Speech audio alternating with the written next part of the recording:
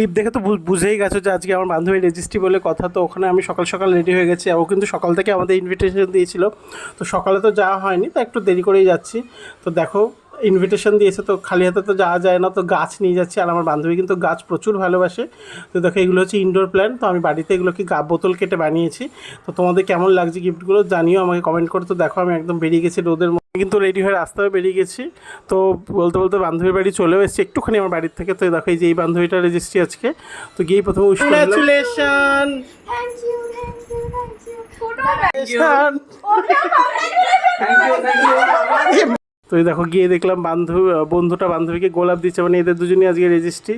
তো আজকে থেকে এরা পার্মানেন্টলি স্বামী স্ত্রী হয়ে যাবে। তো আবার অনুষ্ঠান করেও হবে, আজকে জাস্ট রেজিস্ট্রিটা করে নিল। তো এবার আমার গিফটটা দেওয়ার পালা। তো আমি গিফটটা দিয়েছিলাম, আমাদের কিন্তু প্রচণ্ড পছন্দ হয়েছে। তো আমাদের আরও কিছু গিফট আছে, সেটা তোমাদের পরে দেখাবো। তো ওই দেখো গিফটটা কিন্তু প্রচুর পছন্দ হয়েছে। তো আমার বান্ধবীটা বলছে দুটোই ও রেখে দেবে, কিন্তু আমি দুজনকে দিয়েছিলাম, তো বান্ধবীটা দুটোই একাই রেখে দিয়েছে। তো দেখো পুরোটা দেখে নাও। আমার গিফটগুলো তো গিয়ে দিয়ে তারপরে নিয়ে আসলাম মালাও। তো ওরা দেখি মালা আনেনি। তো আমি আর অনির্বাণ মিলে গিয়ে কাছাপা থেকে মালা নিয়ে আসলাম, কারণ মালা বদল হবে, রেজিস্ট্রিতে মালা বদল না হলে ভালো লাগে না। আর গিয়ে ওরা কিন্তু অফিস থেকে রেজিস্ট্রি করে এসেছিলো। তো রেজিস্ট্রিটা দেখে নাও। এবার আসুক মেইন পর্ব, মানে কেক কাটা, মালা বদল, খাওয়া দাওয়ার পালে। তো দেখো ওর মানে স্মৃতির দিদি মানে পিউদি কিন্তু দারুণ কেক বানায়, কেকটা কিন্তু দারুণ হয়েছিল খেতে। এবার পুরো ক্লিপটা দেখে নাও।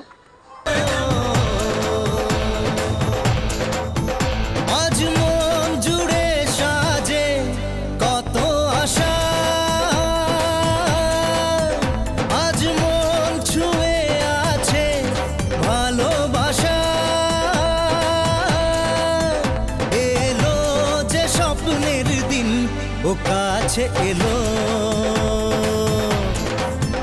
জীবন আরো যেন রঙিন হলো।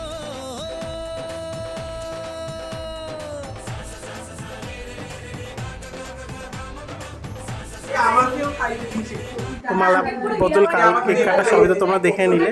তো আমরা কিন্তু আলাদা করে লেদারের পার্স ব্যাগ এসব গিফট করেছিলাম। তো এই দেখো এই যে এই ব্যাগটা আর স্মৃতির জন্য একটা ব্যাগ দুজনের জন্যই দুটো গিফট করা হয়েছিল। এবার আসি মেইন পর্ব, মানে খাওয়া দাওয়া ছাড়া আমাদের অনুষ্ঠান গেট টুগেদার কিন্তু অসম্পূর্ণ। তো প্রথমেই ছিল ডিমের ডেভিল, যেটা কিন্তু দারুণ হয়েছিল খেতে।